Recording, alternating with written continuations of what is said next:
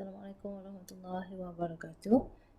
In this video, I'm going to talk about the idea of indefinite integrals. So what you have seen in section 5.2 are the idea of fundamental theorem, which has established the connections between antiderivatives and the definite integrals.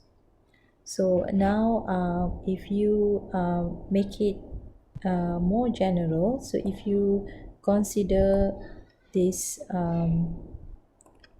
if you consider this notation here, so this notation can be used to represent an antiderivative of function f, and this is called the indefinite integral. So you can think of indefinite integral as representing the entire family of functions. So indefinite integral representing entire family of functions.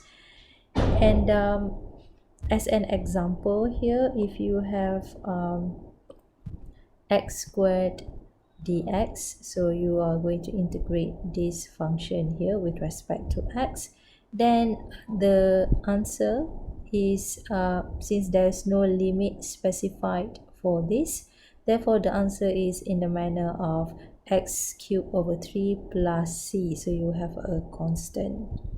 And that is the difference, that is the major difference between definite integral and indefinite integral. So notice that when you talk about definite integral, you have the limits from a to b, and because of that, when you evaluate this whole integral, you will get a certain number or a certain value. On the other hand, when you talk about indefinite integral, there is no limit specified for this integral, and so when you evaluate this integral, the answer is in terms of family of functions, such as this one. Okay, so it is not a number, but it is a possible option for antiderivative. Okay, so these are some common indefinite integrals which you can use when trying to evaluate the integrals given here. So the first one is quite simple, and this is something that you have done again and again in the previous video. So if you have x to the power of n, the antiderivative of it is can be obtained if you consider adding 1 to the power, so n plus 1 over the same component here is written as the denominator.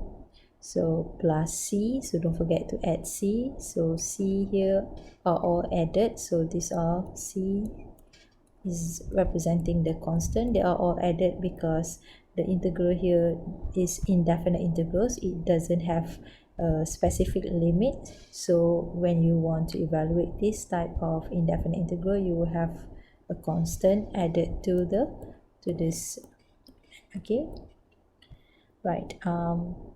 So I think you can refer to this table whenever necessary, and let us move on to some simple examples related to finding the general indefinite integral.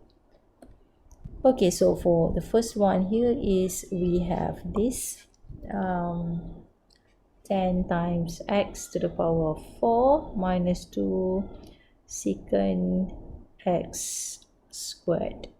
Okay, so for question A, I think what we can do is we can consider evaluating the integrals separately. So dx minus 2 secant squared x dx, and you know you can take out the constant, so that will be x to the power of 4 dx minus 2 secant squared x dx. And according to what you have seen in the previous table, so this is x to the power of n, x to the power of 4, so you can have the antiderivative as such, so that would be 10 x to the power of 4 plus 1 over 4 plus 1 plus a constant. I can call it c. Okay, maybe I can call it c1. Okay, just to have a different constant. Now this one negative 2. Now for integrating secant squared x, you can see that from the table here, the result will be tangent x. So that one we can apply straight away. So that will be the result will be tangent x plus a constant. Maybe I can call it the second constant. So next we are going to combine these answers. So that will be 10 x to the power of 5 over 5 plus 10 c1 minus 2 tangent x minus 2 c2. So this can be simplified as 2x to the power of 5 minus 2 tangent x, and I'm going to group all the constant together. So plus 10 c1 minus 2 c2, and that can be simplified as I can call this result of these constants as constant c, the big constant. So that's the answer to this first question. Okay, now let us try and do the second question. So for this one, for question B, we have cos theta, cosine of theta over sine squared theta. So perhaps I can write down in terms of cos theta over sine theta. Sine squared theta is 1 over sine theta. So this is the same thing. So you can see that this is cos theta. Sine theta times sine theta, you get sine squared theta at the bottom. So this is d theta.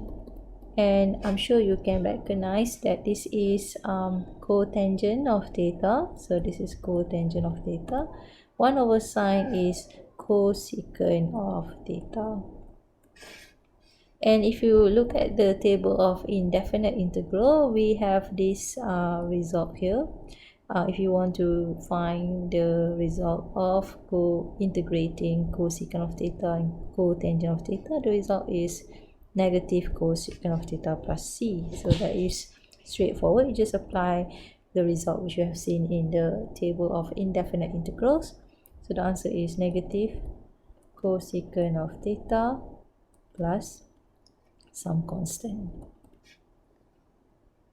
Okay, all right. Next, now we are going to try and evaluate. So you can see that this is the limits are provided here. So now we are dealing with definite integrals. We're going to get a number out of this. So let's start with trying to simplify the look of the function given here. Okay, so I'm trying to simplify the look of the function. So I'm just going to write down the function somewhere else. So 2t squared plus over t squared. Now we have plus t squared square root of t minus 1. So that one is, so this one is over t squared. This one is over t squared. Now this can be written as, you can cancel that out. This is 2. This also can be cancelled out. This becomes t 1 over 2. And for this one, this is negative t negative 2. So I'm writing this minor because it is easier later on to just find the antiderivative of this.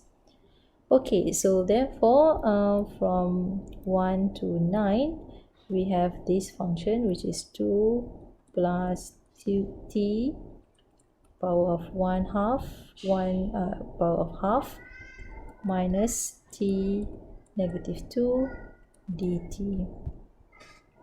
And this becomes okay, we don't need the integral this anymore, so we don't need that. So oops, sorry. So this then becomes 2t plus t 1 over 2 plus 1 over 2 plus 1 minus t negative 2 plus 1 negative 2 plus 1, and you will evaluate that accordingly from 1 to 9. So before that, before we substitute all the values here, we are just going to simplify the look of this result that you have here. Then it becomes 2t plus 1 over 2 plus 1 is 3 over 2. This is also 3 over 2 minus, this becomes t negative 1, and this is also negative 1. And can you simplify that anymore? I think you can. So it becomes 2t plus 2 over 3, t 3 over 2 plus 1 over t. So that's how you can simplify that further, and you will evaluate then later on with respect to these values here. So next we have 2 times 9 is 18 plus 2 over 3, 9, 3 over 2 plus 1 over 9. Then we're going to subtract with 1, substitute into this. We'll get 2 plus 2 over 3. 1 with 3 over 2 as power, you will get 1 plus 1. Okay. So next, you will have this 18. Now 9, the square root of 2 is 3, to the power of 3 is 27. So plus 27 over 3 is 9, so this is also plus 18. And this is plus 1 over 9. Next here, I will have 2 plus 1 is 3, 3 plus 2 over 3, so 3 plus 2 over 3. So I'm sure if you punch in your calculator, okay, you will get that the answer is, hold on. So this one is 325 over 9 minus 11 over 3, and the final answer is going to be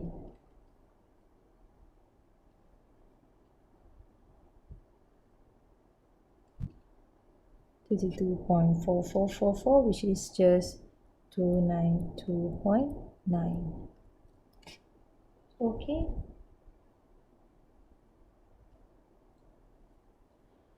All right. I'm sorry. Just erase this. So this will be 292 over 9. Okay. Let me just check again the answer. 325 over 9 minus 11 over 3. Okay.